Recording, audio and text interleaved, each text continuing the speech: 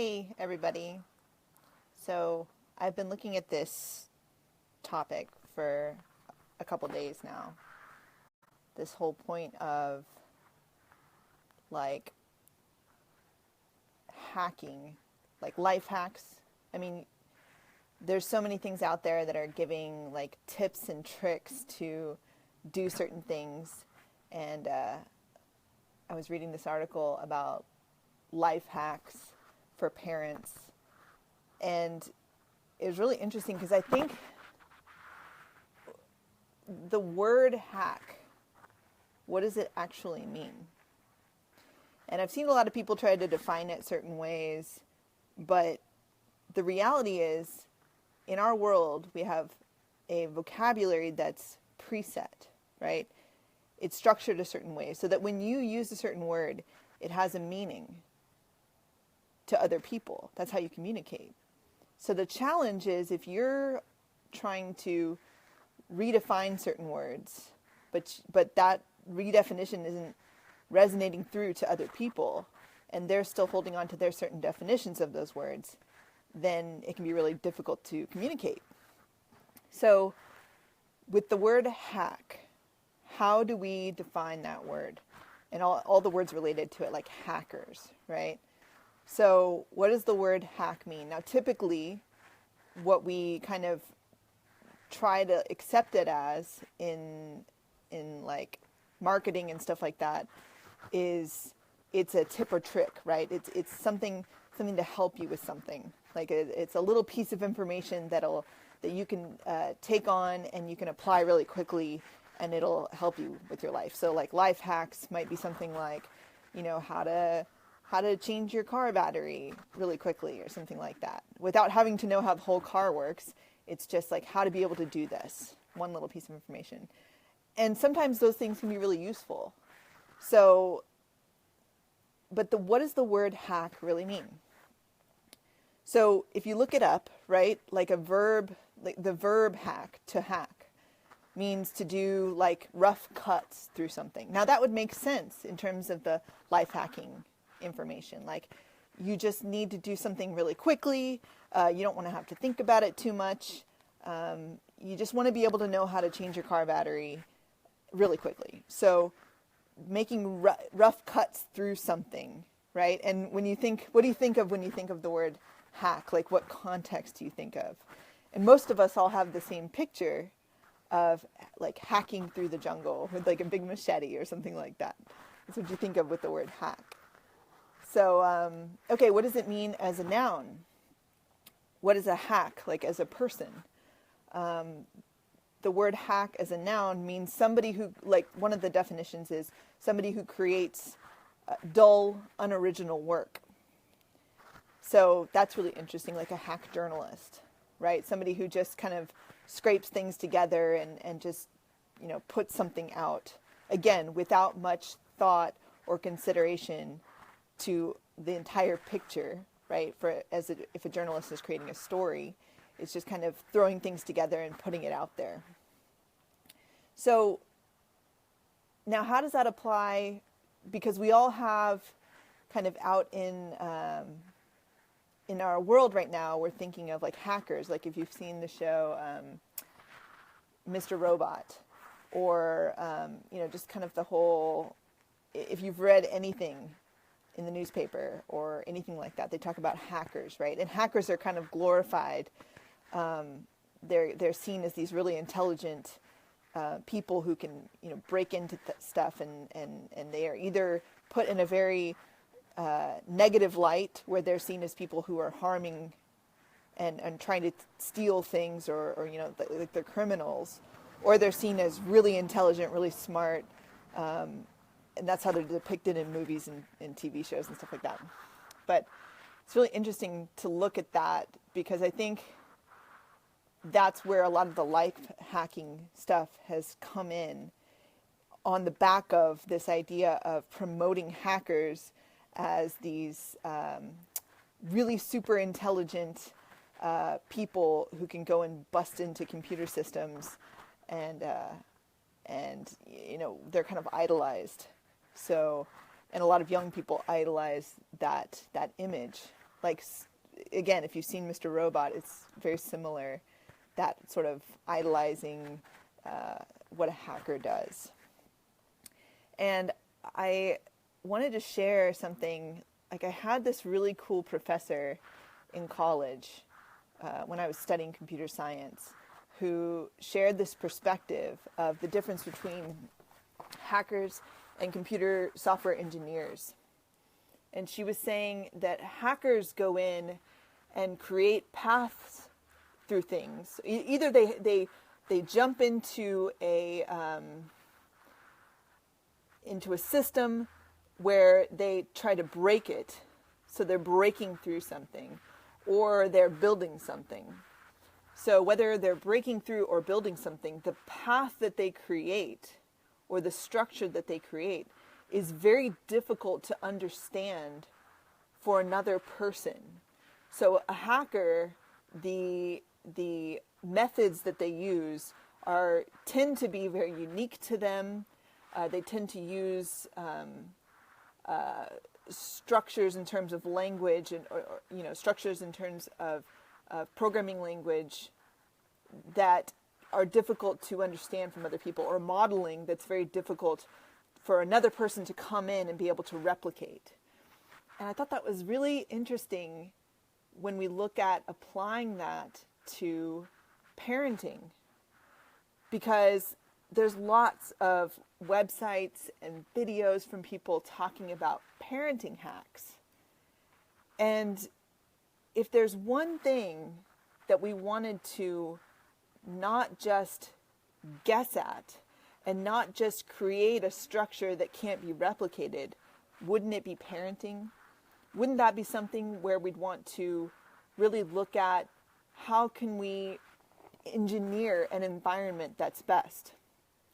So another thing my professor was bringing up was this point of engineers, in contrast to hackers, work together, and they use models and structures that can be replicated and understood by anyone who understands the language and how the modeling works can jump in and even build on the structures that the engineer is creating. So it's about creating if you're building something as an engineer, creating an environment or creating a structure, or creating a system that other people can practically use. So, and other people can build on. So how does that apply to parenting? Well, I mean, we've been hacking parenting for a very long time. We've been just guessing at how parenting works. We've been giving advice to each other that doesn't apply in all the different scenarios, and it doesn't apply to every child, and doesn't apply for every family. So, for example, people trying to give advice about how to get your kid to sleep.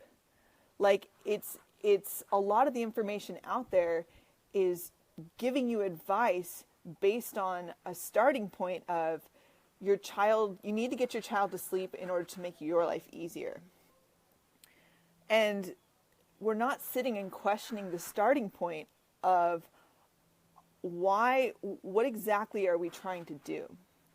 So that's what's really important when you're looking at parenting hacks or parenting any kind of advice out there. It's like, was this bit of advice designed in order to practically work for everyone?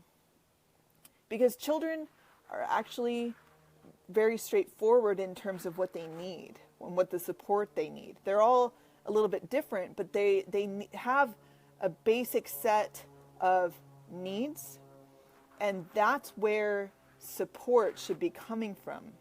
And actually, it's almost like we don't believe it's possible to engineer the environment and support for a child from birth. And why is that?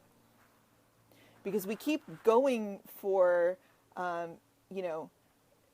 child is born and then we're trying to figure everything out as we go. And that becomes such an isolating experience. It becomes something where we use desperate measures to support children in a not really supportive way. and we end up using force. We end up turning the TV on for them when they're very little.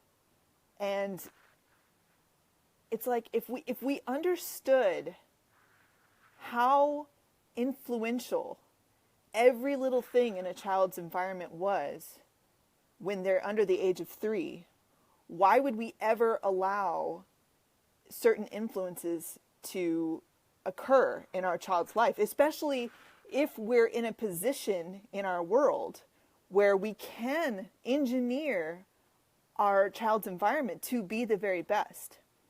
So some people don't have that option at all. Like if you don't have access to clean water, if you don't have access to good food, if you do not have a home where you can shelter your children, or if you're living in an environment where there's a lot of violence and war, these are things that you're not able to do.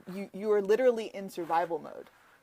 But for those of us who are not in that survival mode, why is it that we're not looking at engineering the environment for our children so that it's the very best from birth, so that they can be the best supported? And I really, it's really, this attitude comes up with some parents where it's like, that's not possible, or that's extreme. But if you think about it, children from the moment they're born are sponges. They're just absorbing everything around them.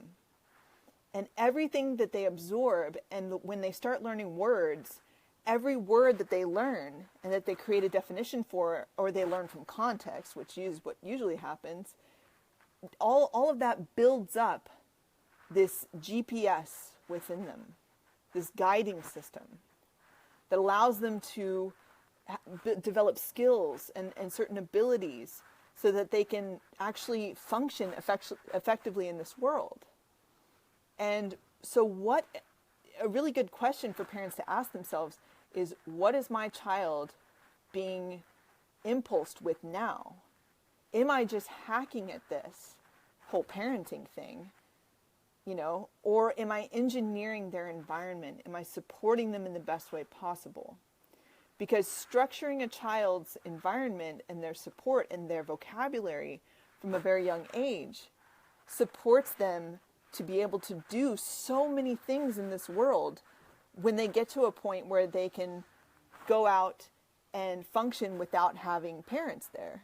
And imagine that happening at a much younger age, because think about, we're really extending infancy and childhood out into basically through the 20s now. Look at how many young people in their 20s are still totally, completely lost in this world and have no clue what they want to do. Just that point of getting to college and not having any passion or purpose or self-direction, and thinking you're going to get that from college, and then getting through college and then still not having that passion or purpose. It's because something is not being programmed effectively in the very early years. And it's usually that point of vocabulary and environment and support from the people who have the most responsibility, which is the parents. So why are we hacking? Why are we trying to hack through and create this jumbled structure for our kids where they can't even look back and look for themselves at what was put in place so they can support themselves as they get older? A lot of times, and as adults, isn't it very difficult for us to look back and see, okay, why do I have these certain issues with self-confidence? Why do I have these certain problems with, self-belief? What are the things about my environment that I had when I was a young age that didn't support me effectively? It's almost extremely difficult to look back at that, because a lot of us, it just wasn't structured. We weren't supported effectively by our parents to really develop into a functioning adult. And I know that it's possible. And that's why when I'm looking at parenting Max, for me, it's not about creating a point of pressure for myself, but it's really about looking at, do I just allow things to occur and influences to just happen in his environment? Or do I look at structuring and supporting effectively, integrating his vocabulary early on, not having the TV on? I mean, that seems like such a, for a lot of people, it's like a very difficult point, because television is like, again, it doesn't have to become a polarity of, oh no, it's not a big deal, or no, absolutely, television is absolutely bad. Instead, let's look at what TV really represents. TV, oh yeah, yeah. Cameron says he was raised by TV. I know that's similar for a lot of us. I've seen people sit their kids in a high chair, kids that are younger than one, put their kids in a high chair, put food in front of them, and literally point the high chair at the TV. And a child that age literally can't turn away. You can't physically turn away if you're strapped into a high chair with food in front of you, in front of a television.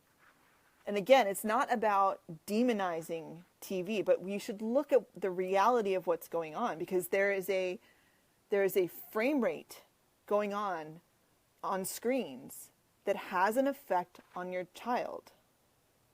So, and what's the effect? I mean, shouldn't that be really looked at? Like, what is the effect of the frame rate? Because I've observed Max, and I mean, we don't watch TV, but I think the other day I had like a how-to video or something like that on my phone, and I had it on and he could see it. And he's at that age now where, I hadn't noticed this before, but he like would stare at the screen, and it was almost like hypnotizing in a certain sense. So imagine being impulsed with that on a daily basis, because TV is very passive, right? It's a very passive form of entertainment. It's different than books. It's different than games and things like that. It's a very passive form of just sitting back and observing what's on the screen and not really, considering it at all. And I mean, people who create TV shows are aware of this. So as a parent, what I had to really sit back and look at was, okay, who are the people who are creating the TV shows? Because I'm not going to do a polarity of absolutely TV is bad. Instead, I'm going to look at, okay, if I'm looking at TV, what are the consequences of kids being impulsed with this frame rate? What does that do to their brains? Okay, what the subject matter of a TV show? What's going on there? What words, what emotional points is my child being impulsed with? Because a child, again, in the first 7 years, is learning how the world works from everything in their environment, from you as a parent. So, for example, if you and your husband are fighting all the time, that's where they're learning how marriage works and how relationships work. And so from the TV, what are they learning? These are questions that we should ask as engineers, right? Instead of hacking, right? Instead of just, oh, well, they'll be fine. It'll be fine for them to watch that show. Well, how do we know that? Have we really considered all the points? Because think about it. If you have a child, you are the one with the greatest responsibility to care for this being that's literally learning everything that's going to develop them as a human and develop where they can go, develop their GPS for life in terms of how far they're able to go, what they're able to build, how successful they're able to be. We're all doing that. We're all structuring that for them right now. So why don't we choose the absolute best structure? And why don't we support each other instead of giving each other hacks, right, that are completely out of context in most cases, especially with the early parenting hacks for infants. Some of the stuff is so ridiculous. I mean, I can't, the industry, the amount of money that's being made from that and the ridiculousness of it is just fascinating, right? So there's definitely a opportunity for us to create something and a structure for people that actually works. So imagine when your child is born, you knew exactly what to do for them. You knew exactly what was beneficial, what was harmful, at what ages. You can start introducing things like screens, or, what age you want to start introducing vocabulary, what age you want to start introducing certain types of games and toys. How certain toys have impact on them. Or what they learn. We don't even question. It's like there's so many toys out there. We were just in Barnes and Noble the other day playing around, and Max was crawling around looking at all the toys and stuff. And I was just looking at some of the stuff, and it's like, you have to wonder who designed some of these toys for little babies. Because what are they trying to impulse here? And again, you could have the attitude of, oh, it's not a big deal. They're cute, with all the colors and the sounds and stuff like that. But isn't it important to consider, like, how those certain toys teach your children the alphabet? Or how they teach your children certain songs or stories or things like that? I mean, isn't it important? Because if it's not, then okay, what's the limit? Like, where's the limit of, okay, this is supportive for my child and this is harmful? Or is it, we're not even considering that as parents, and we'll just kind of go with the flow and use our instincts, right? Where is it where we can actually support each other to design an environment that is best for children? And then I'll also allow that flexibility where you might have children who are interested in certain subjects, or certain, like if they're interested in music or if they're interested in art, you have that flexibility and that support there provided for them. But it's like we're not even banding together and supporting each other to be like, hey, no, I really want to figure this parenting thing out. I don't want to just leave it up to chance, because that's what's happening right now. We're leaving so many things up to chance, and we're making decisions that are not in the best interest of our kids, and that a lot of times are just decisions that we feel like we have to make, when maybe that's not the case. Maybe we can actually support each other to make this. I mean, I know we can. It's not a maybe. We absolutely can structure and engineer the environment for our children. So I think that we should start that conversation. We should start talking to each other about how to engineer the environment for our kids. And we should stop hacking our way through it. Because again, really the hacks, the parenting hacks actually are just, okay, we're just kind of trying to figure out, like, how do I do this in this moment? Like, how do I get my kid to sleep when I haven't slept for, a year or 2 weeks? How do I finally do this? When a lot of it is based on context. A lot of it is, okay, well, what have you been doing this whole time? Have you been creating a point of stress in your mind of, I'm not going to get sleep? Or, what have you been doing throughout this whole time to not support yourself, to have the best relationship and the best environment with your kid? So if we were to start doing that, and if we were to start really looking at, okay, when a child is born, what thoughts am I having towards them? What feelings am I experiencing?